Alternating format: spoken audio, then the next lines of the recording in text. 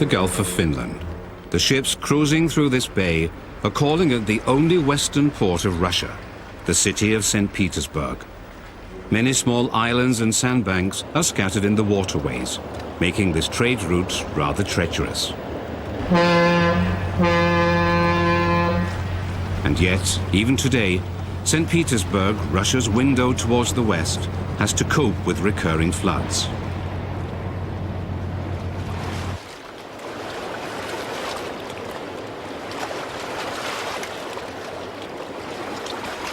Unfavorable winds cause the waters of the Baltic Sea and the Neva River to rise, threatening the one-time city of the Tsars.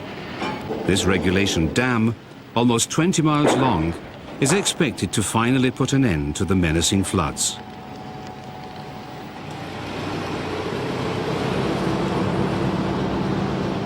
The dam is supposed to cross the whole width of the Finnish Gulf on its north-south axis. The construction was started back in the 70s, but is still far from being completed. There is a lack of investment funds, shortage of building materials, and the workers leave the site for some other job.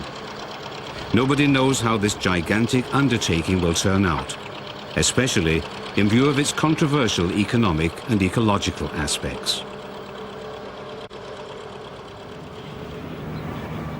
As the former Russian Empire becomes impoverished, most of the cranes stand still.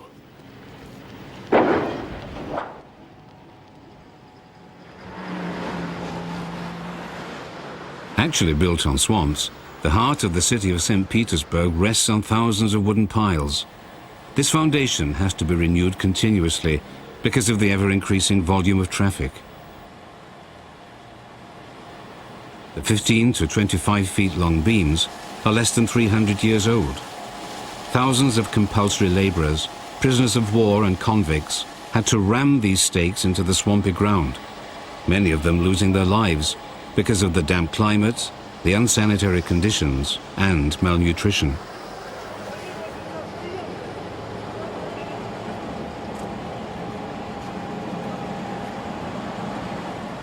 Meanwhile, the original foundations have been covered by layers of urban development, reaching about 10 feet by now, a historical cross-section of the city's growth.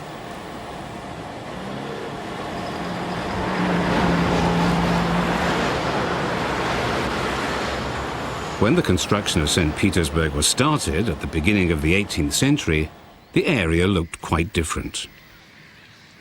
The mouth of the Neva River was a maze of small islands. Terra firma was hard to find.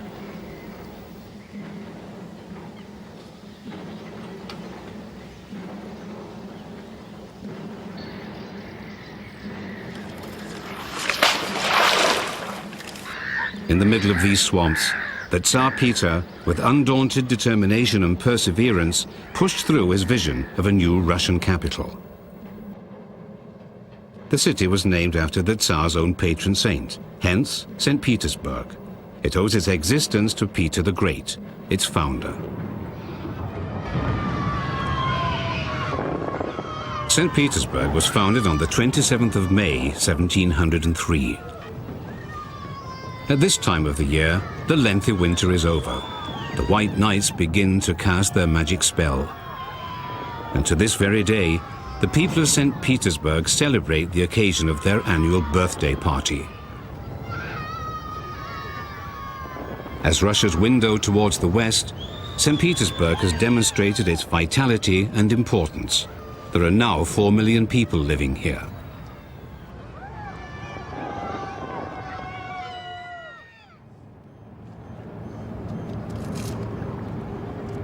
Two o'clock in the morning, the Neva bridges rise one after the other, dividing St. Petersburg into two. For a few hours, the ships to and from Lake Lagoda are given priority. St. Petersburg, Peter the Great's imperial vision, his dream of a second Amsterdam, of a Venice of the North, came true through the efforts of an architect and fortifications builder from Ticino, the Italian part of Switzerland. Right from the beginning, this man was in charge of the project.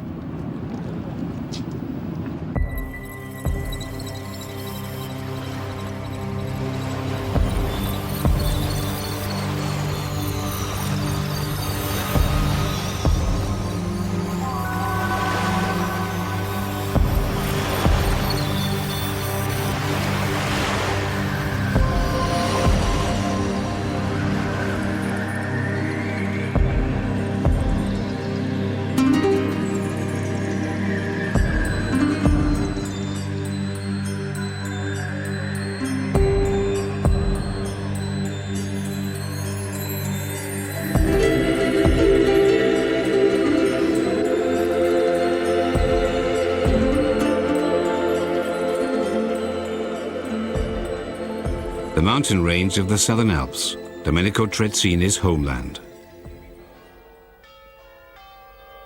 The Malcantone region. Countless villages nestle on the slopes and in the valleys.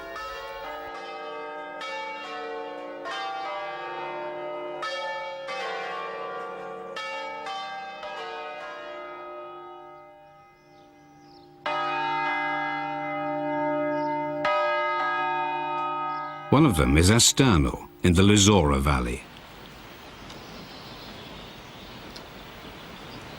San Pietro, St. Peter, is also the name of Astano's church. Founded as early as the mid-15th century, its reconstruction in Baroque style was completed just a few years before Trezzini's birth. At the end of the 17th century, at the age of about 20, Domenico left his native village of Astano. He was followed to Russia by some members of his family. Others relied on his support from the faraway country. The Trezzini family house bears witness to this. The Trezzinis were a patrician family. They were not poor people. Domenico's father could afford to send his son to Italy for his education. Already a trained architect, Domenico married for the first time in 1698. To be able to do so, Domenico, the son of Gioacchino Trezzini from Astano, had to obtain the consent of the Bishop of Como.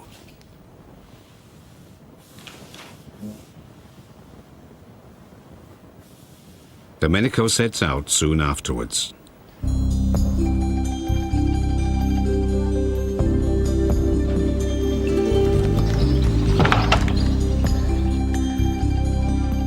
At the turn of the 18th century, just 1 year before the outbreak of the war between Sweden and the Russian-Danish alliance, he finds work in Copenhagen. Domenico will never again return home. Yet he is well prepared. In Italy, I learned architecture and engineering.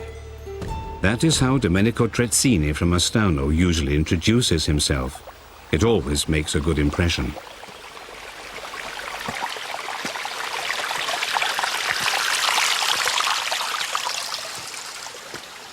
What did he leave behind? A mountainous region which has always driven its population to emigration. A region rich only in stones and of ardent faith.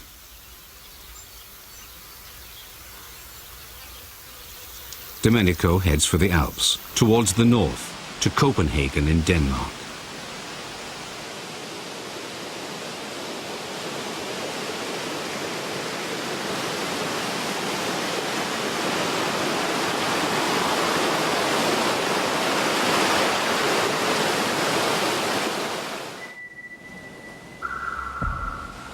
In Copenhagen, he learns what it means to build fortifications in the middle of a war, but to no avail.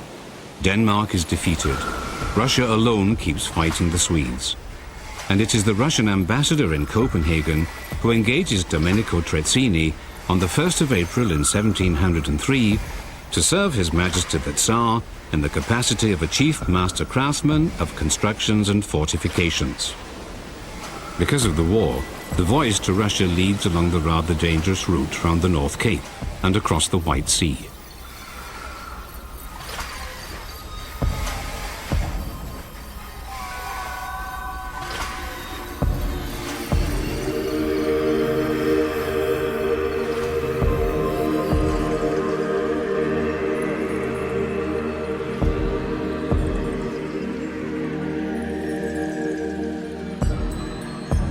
Russia, finally.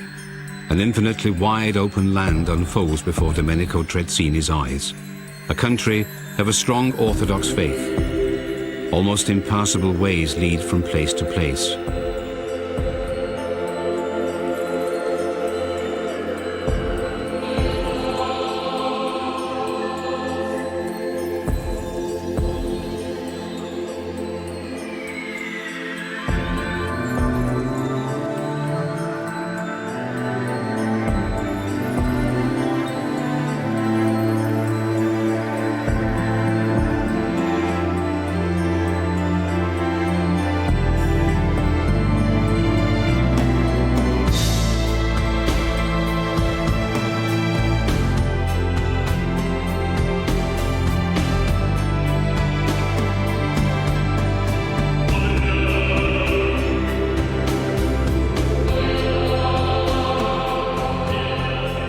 Most of the houses are built only of wood, but they follow an old tradition.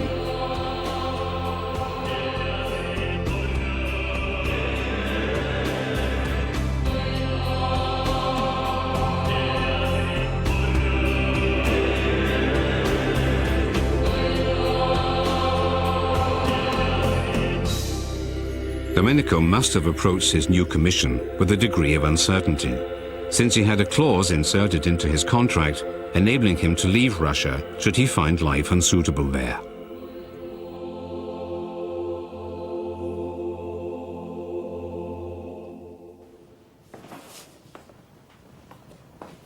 Moscow, the capital of the Russian Empire. Here still reigns Domenico's new employer, the Tsar. Tsar Peter is actually still rather young, 31 years of age, but already almost a legend in his own lifetime. In 1702, he drives the Swedes out of the fort of Noterborg, thus paving the way for the foundation of the city on the river Neva. Immediately afterwards, he renames the seized fortress Schlüsselburg, Schlüssel, the key. In fact, this island fort on Lake Lagoda is the strategic key to the whole Petersburg region, extending for some 70 miles up as far as to the island of Kotlin in the middle of the Finnish Gulf. A year later sees the surrender of the Swedish fortified settlement Nyenskans, further down the river.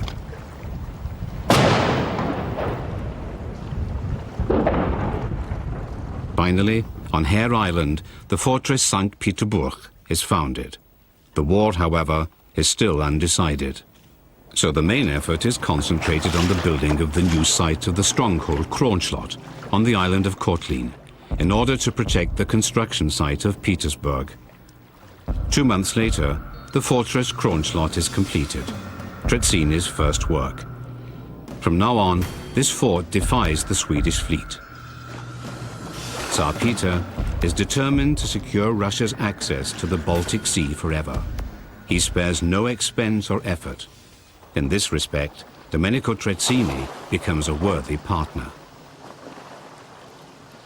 Thousands of piles penetrate the swamp in order to create the foundations for the future city.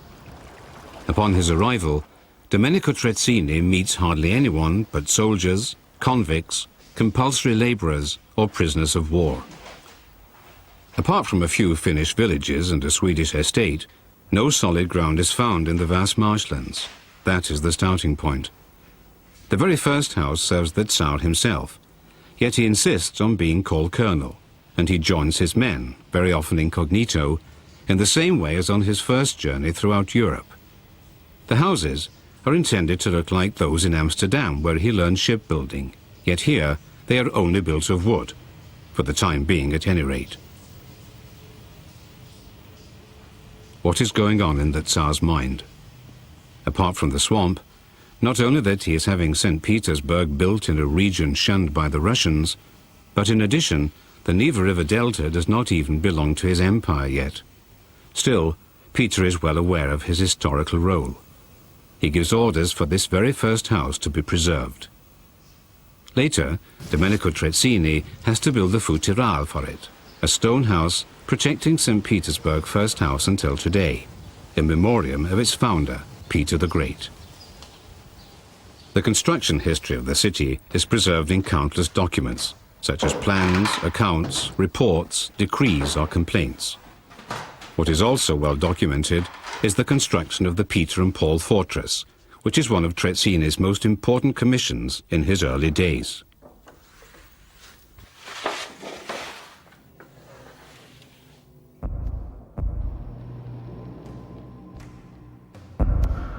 Be it wood, stones or bricks, the lack of building material is the worst obstacle in building the core of this growing city. But the work goes on, even though various constructions have to be built twice or even several times, such as the main entrance to the fortress, Peter's Gate. First, Domenico Trezzini executed this triumphant edifice in wood. 10 years later, in stone. The Tsar had gained a decisive victory over the Swedes.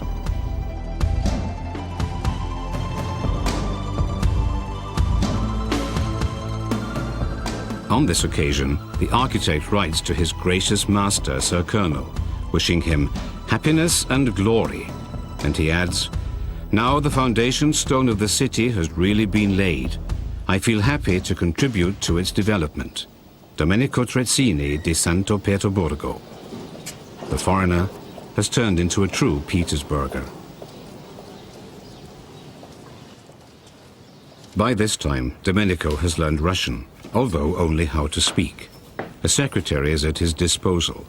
Domenico only needs to sign and set his seal underneath. The Tsar knows full well that not all Russians support his aim to bring Russia closer to Europe. That is how he gets the idea for the Alexander Monastery.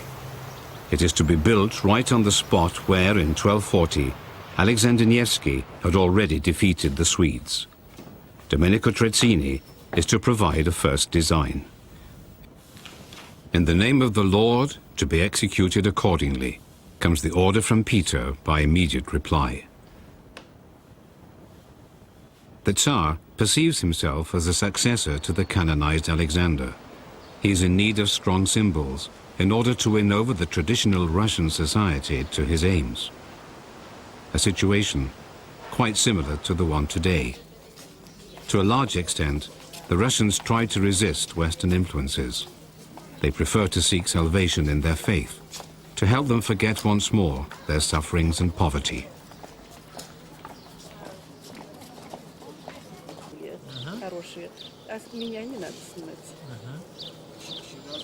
So it goes on. The Tsar demands more and more, and even faster.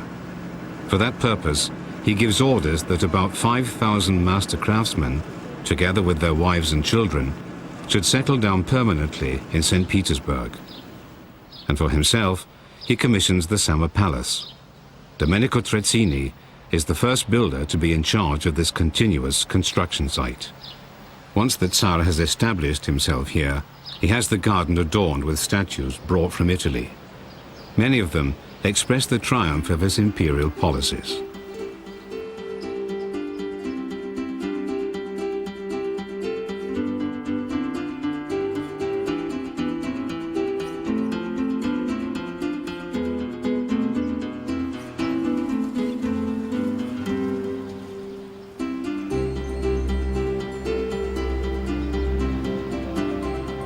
Peter's vision is gradually coming true.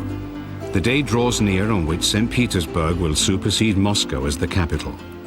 Another 20,000 forcefully relocated settlers arrive here, mainly to work on the Cathedral of Peter and Paul. Yet construction work slows down, as there is not enough material. So, without further ado, the Tsar prohibits stone construction all over Russia, under the threat of severe punishment, such as exile or expropriation. All stones are to be reserved exclusively for his paradise on the Neva River. A later plan shows Trezzini's original conception. In his time, the cathedral was all in blue. And although the cathedral is not completed on schedule, the Tsar in the year 1712 has an intercession service held for the reigning city of St. Petersburg. The Golden Angel, also designed by Trezzini, is to crown the tower. First, to work as fast as possible on the tower, so fast that the church clock may be mounted next year. The work on the church itself, on the other hand, may proceed gradually. This is what the Tsar commands his architect, and later provides him with 400 gold coins for gilding the tower. The work goes on. This time it is the Vasilyevsky Island which has to be developed, the island spread between the two arms of the Neva River and the sea. Domenico Trezzini conceives a comprehensive urban master plan for this development project. His idea: all the houses on the banks are to enjoy a free view to the sea. Although in the meantime the open sea has become hidden behind the newly built docks, the graduation of the houses remains preserved until today. The houses on the Vasilyevsky Island had to be built not only according to the urban master plan, but also according to detailed drawings. Domenico Trezzini had to provide the plans for these model houses. The manner in which the houses are to be built is shown on the construction plans to be obtained from the architect Trezzini, orders the Tsar. And should anyone have a different idea, he faces the threat of having such a house pulled down.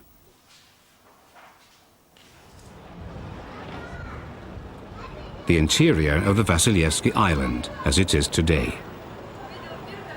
Trezzini's plans for the model houses were applied by the dozen.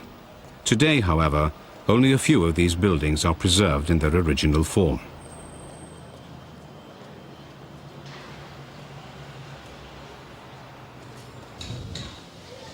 The backyards might still convey the times of the past, but the revolution, the German siege, as well as the socialist order have left their deep traces.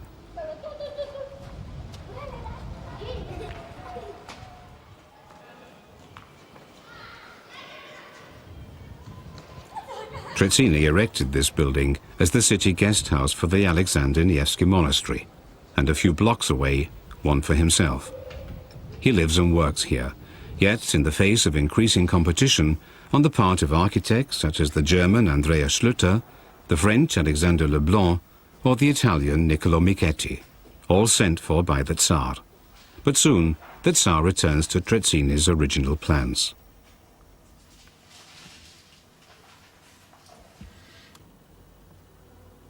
It is urgent to systematize the streets and channels of the Vasilyevsky Island and to build a galley harbor on its seaward side.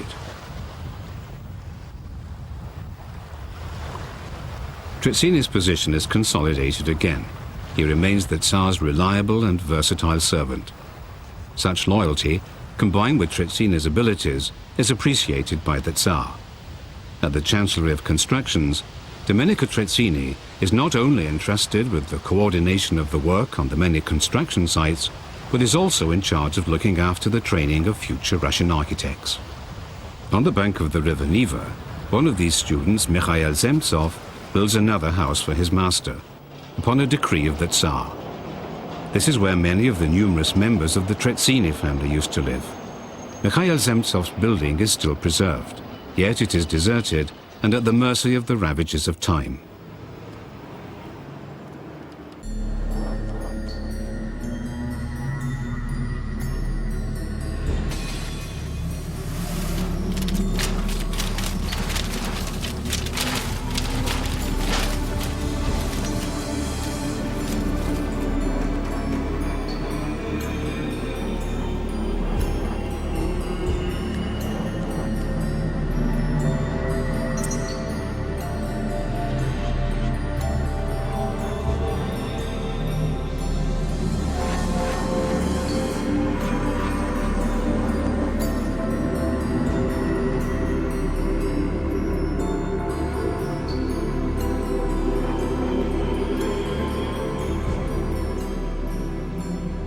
Domenico Trezzini is ordered to work simultaneously on all the construction projects that are important to the Tsar.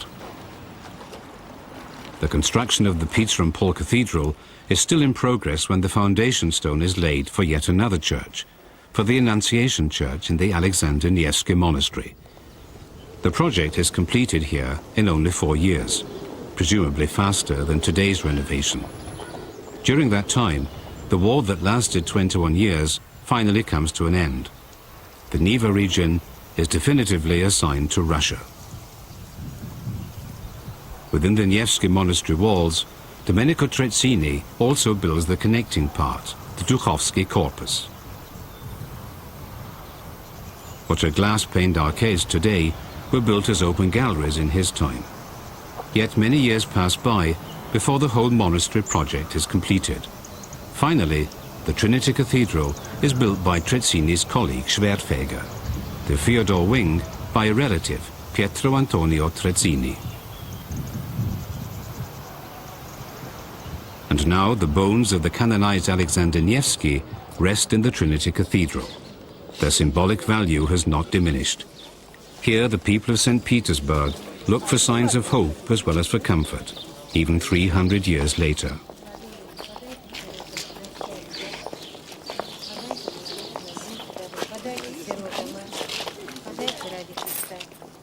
The needy beg for alms next to the cemetery of the monastery, which is the burial place of Russian personalities, such as the composer Peter Tchaikovsky or the writer Fyodor Dostoevsky.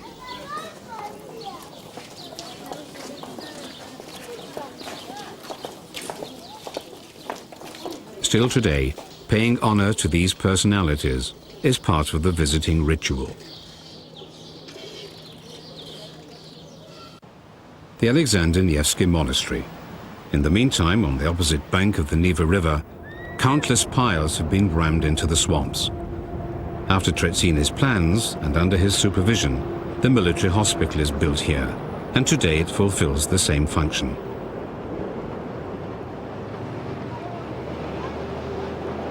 One has the impression that Domenico Trezzini was everywhere, did not sleep enough, did not rest at all.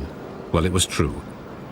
It is documented, for example, that on one day he first had to be on Kortlin Island, then in Petersburg, and finally in Schlüsselburg, thus covering more than 70 miles. Schlüsselburg, the island with its strategic key position on Lake Ladoga. In the Second World War, the fortress had also played an important role of defense during the German siege. Here, decisive battles were fought for the further fate of St. Petersburg. The fortress walls, built by Trezzini, still bear these marks.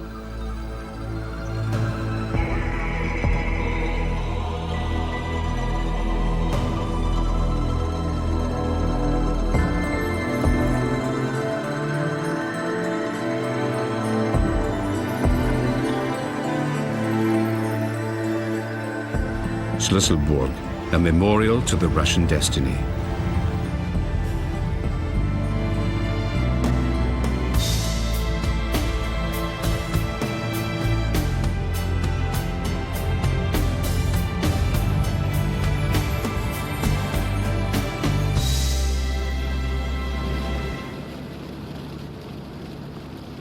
Trezzini's rank as an architect is uncontested, his reputation established. Above all, after having won, together with Schwertfeger, the competition for the facade of the building of the 12 colleges. The Tsar Peter does not give a preference to the projects of either one, and thus he has both ideas executed. The first floor according to Schwertfeger's design, the ground floor according to Trezzini's plan. Domenico Trezzini, though, is entrusted with the execution of the construction.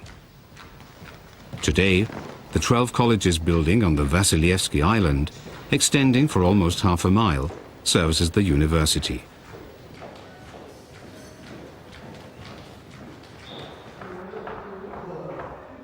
Originally, this immensely long building was also built with open galleries on both sides. Yet only a part of this concept has survived.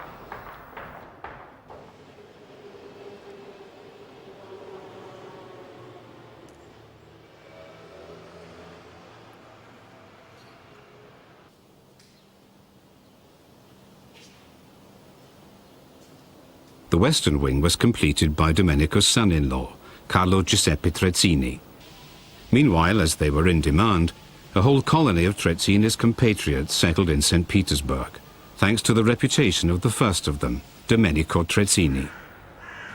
At that time a government building, the entire 12 colleges complex was built in a 10-year period. An engraving made not quite 100 years later might convey the overwhelming impression that this edifice made upon its contemporaries. Yet today's vegetation covers the building's true dimensions. It now seems to have shrunk to normal measurements. Not everything has been destroyed during the chaos of the revolution or was later left to dilapidation. Peter's Hall, where today the university convenes, is still resplendent in its original glory.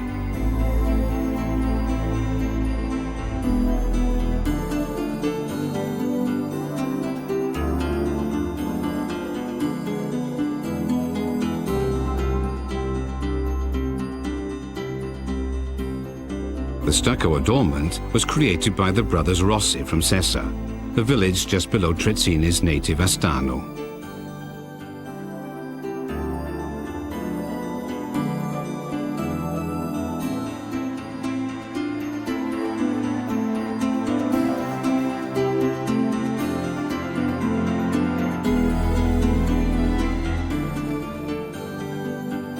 Mikhail Zemtsov, Trezzini's best pupil, also works on the interiors. Later, Zemtsov himself becomes a teacher of future generations of Russian architects. Knowing Italian, Zemtsov soon joins Trezzini as his assistant. He lives in his house and executes his master's construction plans. Yet it takes 13 years before Zemtsov himself is allowed to become a fully fledged architect. Only one building is left by Trezzini's best disciple, the decaying church of Saint Simeon and Anna. Founded in 1731, consecrated only 3 years later, both the building's exterior and the interior bear the characteristic features of the creative capacity of Zemtsov's master and his time.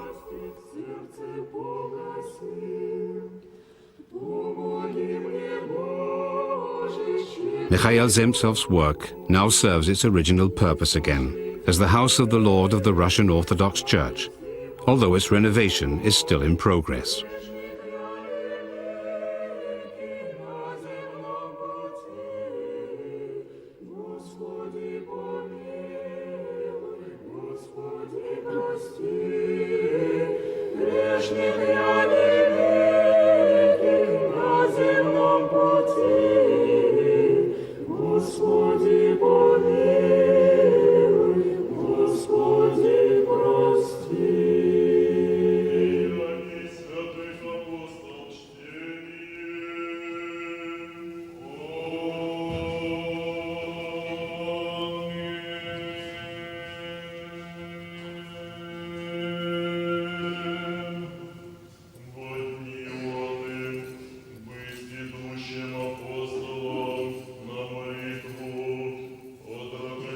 The Russian Orthodox faith is firmly rooted in St. Petersburg.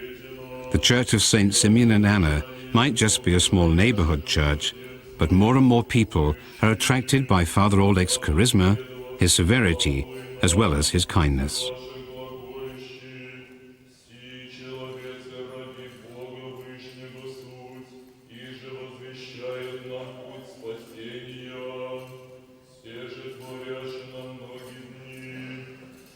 Again, as for centuries before, the people of St. Petersburg get here the strength to endure their far from easy day-to-day life.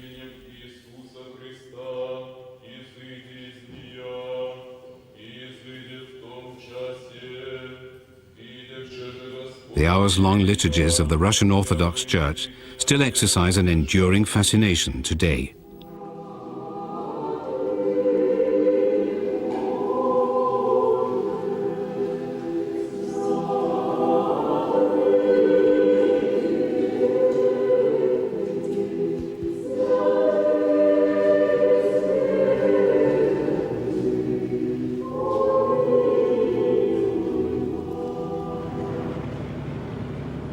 Zemtsov's master, Domenico Trezzini, still under the reign of Peter the Great, is commissioned to build the Exchange, the merchant's court. Nowadays, only a fraction of this once important commercial building is left.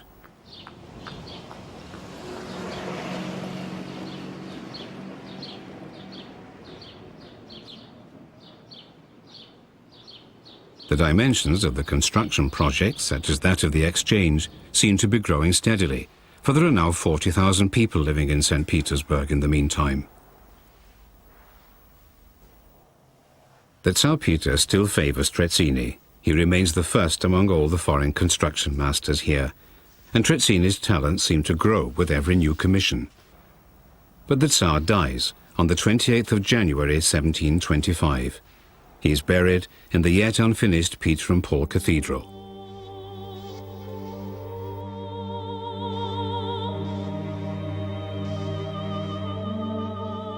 Since then, all the Romanovs have found their last resting place here.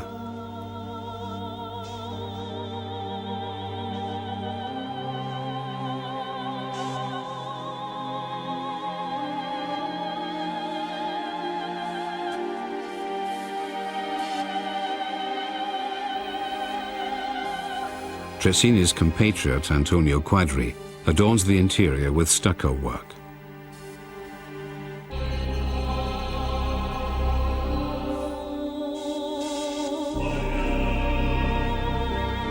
The iconostasis, crafted according to his own design, is set in place by Trezzini himself.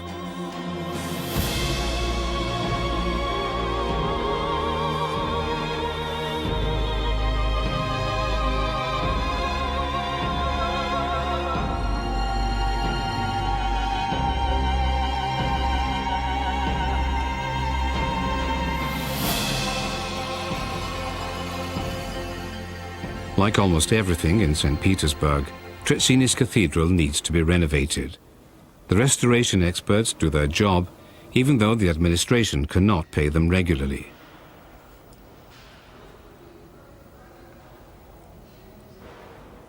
Domenico Trezzini is not just an architect. At the Russian court, his taste and his sense for the arts in general are appreciated and sought after.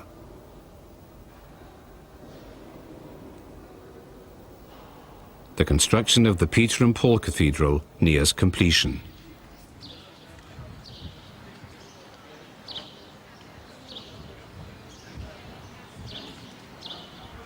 The tower is reaching closer and closer to the skies, attaining a height of more than 300 feet in Trezzini's times.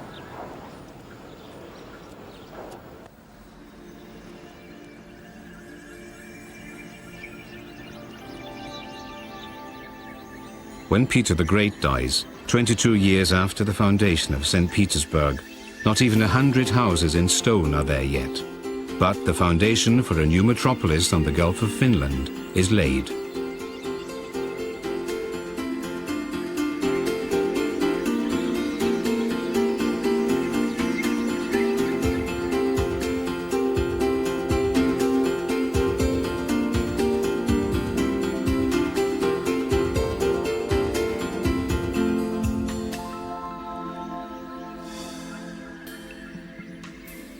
I have done this work eagerly in order to help build up a strong Russian state, and therefore I prostrate myself before Her Majesty and dare to plead to have my wage raised, so that I may execute the commissioned work without bitterness.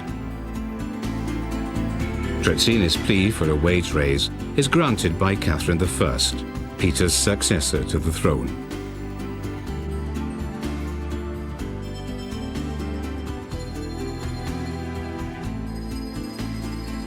Following the first winter residency, Trezzini also works on the second winter palace. It is not the last one to be built on this site.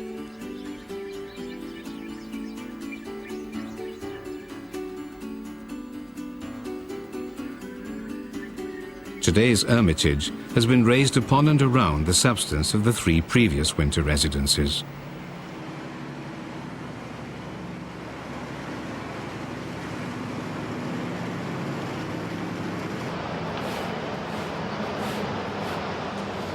There are many places in St. Petersburg where other buildings may be found resting on the foundations from Trezzini's times, like the city's main pharmacy, which Korengi later converted into classic style.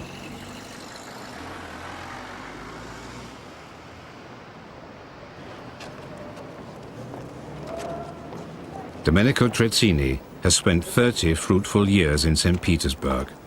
In 1734, his life far from home draws to a close.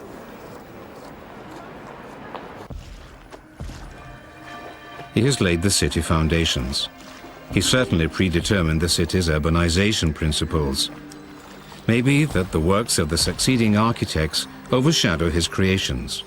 Yet the city's landmarks, the fortress Peter and Paul, and the cathedral of the same name, bear witness to his singular effort to raise a city from the swamps, and moreover, to provide it with distinctive features.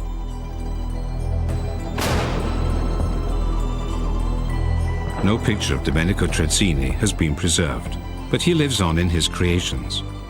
In the year of his death, St. Petersburg is home to 75,000 people, including his third wife and children.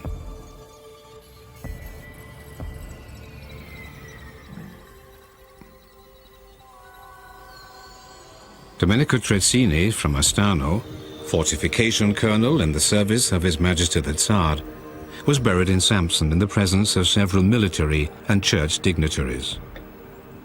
Despite the importance of that occasion, his grave has disappeared without trace.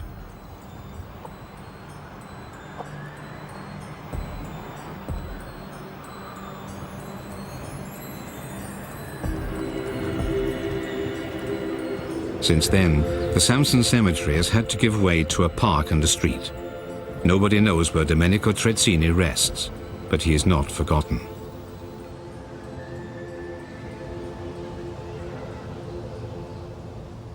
Hundreds of men paid with their lives for Peter's vision of a city open towards the west.